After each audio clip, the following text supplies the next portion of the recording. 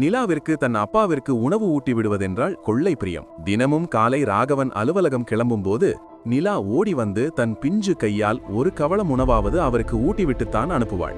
அப்பா, சாயங்காலம் வரும்போது எனக்கு மறக்காம சாக்லேட் வாங்கிட்டு வரணும் என்று சொல்லி வழி அனுப்புவாள். ஒரு துரதிருஷ்டவசமான நாள், அலுவலகத்தில் வேலை பழு காரணமாக ராகவன் மதிய உணவு சாப்பிட மறந்துவிட்டார்.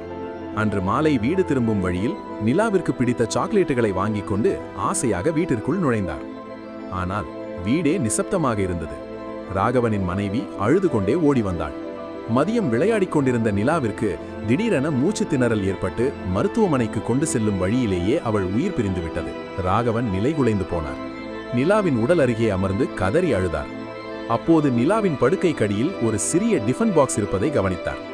அதை திறந்து பார்த்தபோது சிறிய துண்டு சீட்டும் இருந்தது. அதில் நிலா தனது மழலை தமிழில் கிறுக்கியிருந்தாள். அப்பா, இன்னைக்கு காலையில நான் உங்களுக்கு சரியா ஊட்டி விடல. நீங்க பசியோட இருப்பீங்கன்னு எனக்கு தெரியும். அதான் என் லஞ்ச் பாக்ஸ உங்களுக்காக ஒளிச்சு வச்சிருக்கேன். சாயங்காலம் வந்ததும் நாம 2 பேரும் சேர்ந்து சாப்பிடலாம்ப்பா.